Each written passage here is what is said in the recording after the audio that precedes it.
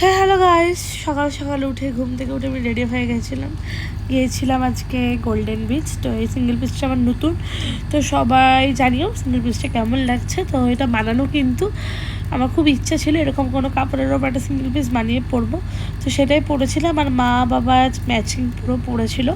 এটা হয়তো মিন্থার কোনো সাইট থেকে কেনা, যদি লিঙ্ক থাকে তোমাদেরকে আমি অবশ্যই দিয়ে দেবো। দেন কানের দুল ভুলে গেছিলাম পড়তে, তো একটা কানের দুলও কিনেছিলাম মুক্তার, আর মাও সেম একটা কানের দুল পরেছিল। তো তারপর এই যে মুক্তা কানের দুল পরে আমার ব্রেকফাস্ট শুরু হয়েছিল চকলেট দিয়ে কালকে। কারণ হচ্ছে আমি পরোটা কিছু খাইনি, মা বাবারা পরোটা খেয়েছিল। তো দেন ইনিকে দেখুন, ইনি একটু সিঙ্গেল পিস পরবে বলে নতুন বানিয়েছে, তো ওনার জন্য ওটা দেখাচ্ছিল। দেন রক্তিমদা আমাকে সুন্দর একটা ফুল লাগিয়ে, আর আজকে কিন্তু আমরা সবাই ওয়েস্টার্ন পরেছিলাম। রক্তিমদার মা থেকে শুরু করে বিপাশাদি থেকে শুরু করে সবাই, চাঁদনি সবাই। দেন টোটোতে উঠে যাই। টোটোতে এখান থেকে অটোতে উঠেছিলাম। গোল্ডেন বিচ ভাড়া 20 টাকা করে নিয়েছিল। আর গোল্ডেন বিচে ঢুকতেও সোজা গাড়ি যদি ঢোকে তাহলে সেক্ষেত্রেও কিন্তু 20 টাকা করে লাগে। তো আমরা তারপরে টিকিট কেটে এখানে ফটোশ্যুট চলছিল। তো ফটোশ্যুট অবভিয়াসলি সূর্যোদয় করে। সব ফটো ফেসবুকে বা ইনস্টাগ্রামে আমার যত ফটো দেখতে পাচ্ছ সব সূর্যোদারই তোলা। তো থ্যাঙ্কস টু সূর্যোদা। দেন আমরা এই যে সবাই মিলে প্রায় 15 জন ছিলাম, আমরা 15 জন মিলে গিয়েছিলাম গোল্ডেন বিচে। তো এই যে ঋতুরাজদা ফটো তুলতে ব্যস্ত ছিল, এই যে রক্তিমদা, পিপাসাদির দিদা এবং এটা হচ্ছে পিপাসাদির মা, আর এই যে আমি।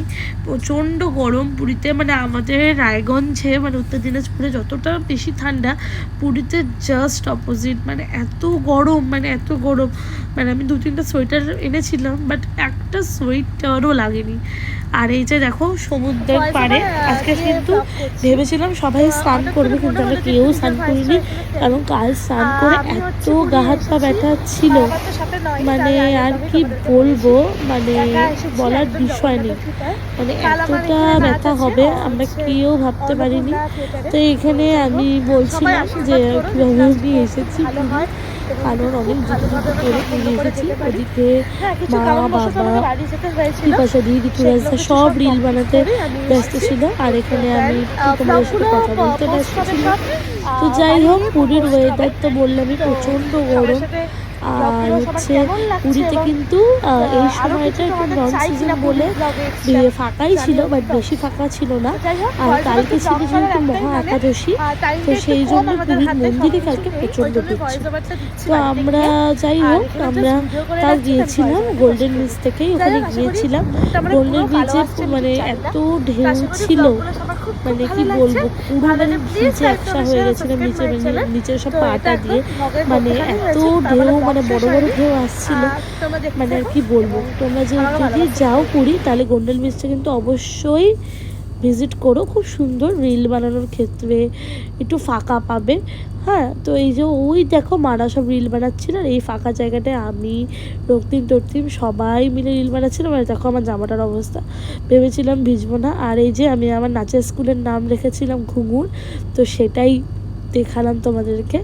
তো দেন আমি চলে আসি বাড়ির পথে, কারণ প্রচণ্ড গরম লেগে গিয়েছিলো। বাড়িতে এসে দেন খেয়েছিলাম চিকেন আর ভাত, ভীষণ টেস্টি ছিল, আর স্যালাড ছিল সাথে। তো দেন তারপরে রেডি হয়ে যাই, একটু ঘুমিয়েছিলাম, রেডি হয়ে গিয়েছিলাম আবার জগন্নাথের মন্দিরে। হ্যাঁ, আজকে আমরা আবার গিয়েছিলাম ধ্বজা তোলা দেখতে। তো এই দেখো ধ্বজাটা আস্তে আস্তে সব উঠবে, এই যে দেখতে পাচ্ছ একজন উঠছে। কি বলবো, ভগবানের কৃপা থাকলে, ঈশ্বরের দয়া থাকলেই এই কাজটা করা সম্ভব। আমরা শুধু দেখছিলাম জাস্ট হাঁ হয়ে। আর সবাই জয় জগন্নাথ বলছিল। যিনি উঠেছিলেন তিনি পুরো হাত ছেড়ে দাঁড়িয়েছিলেন, একটু পরেই তোমরা ভিডিওতে দেখতে পাবে সেটা।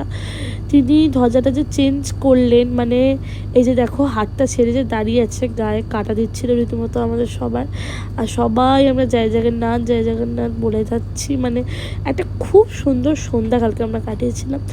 দেন আমি চলে গিয়েছিলাম একটু জয় জগন্নাথ করতে করতে অন্যদিকে। ওখানে গিয়ে আমরা প্রচুর নাচের ভিডিও বানাই, রিল তো বানাই, আর কি বলবো, যে মা রক্তিমদা ফটোশ্যুট করে। দেন একটা রিক্সায় আমরা 3 জন মিলে উঠেছিলাম, কি বলবো। তারপরে মন্দিরে ঢুকেছিলাম। মন্দিরে ঢুকে আনন্দ মেলা থেকে আমরা খেয়েছিলাম মালপোয়া, মানে এত টেস্টি মালপোয়াটা লাগে মন্দিরের, মানে আর কি বলবো। তো তারপরে চলে যাই চা খেতে, আর বাবাও এখানে আমাদের সাথে জয়েন করেছিল। বাবা একটু রেস্ট নিচ্ছিলো যেহেতু, ওই জন্য বাবা মন্দিরে যায়নি। তো দেন এখান থেকে আমরা চলে যাই একটু মার্কেটিংয়ে। এই লক্ষ্মীটা কিনেছি, অবশ্যই জানিও কেমন লেগেছে এই লক্ষ্মীটা। তো দেন আমি দেখছিলাম চোখের ওপরে আমার আইলাইনারটা ঠিক আছে নাকি, কারণ আমি এত মোটা করে দিই না, প্রথমবারই দিয়েছি। তো দেখছিলাম যে না ঠিকই আছে আর ভালোও লাগছে। তো দেন এসে ফ্রেশ ট্রেশ হয়ে গিয়েছিলাম সমুদ্রের পাড়ে, ওখানে ওই অল্প কিছু কেনাকাটি করার ছিল।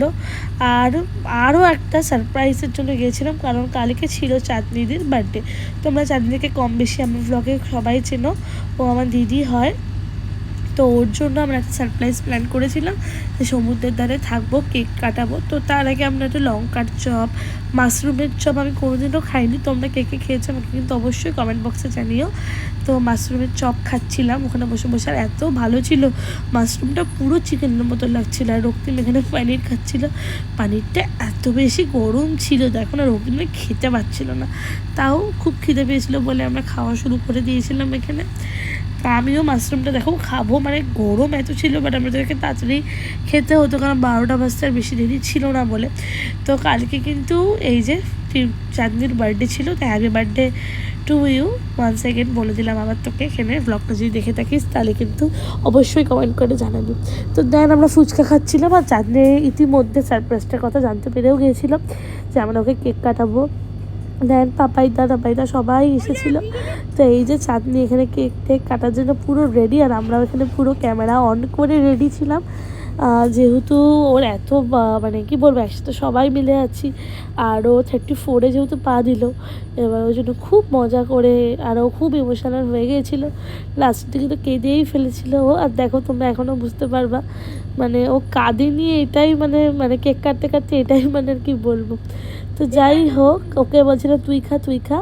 তো দেন পাপাইদাকে, ওর হাজব্যান্ড যে, ওনাকে পাপাইদাকে খাওয়ালো। পাপাইদাও খুব প্রচণ্ড ভালো মানুষ।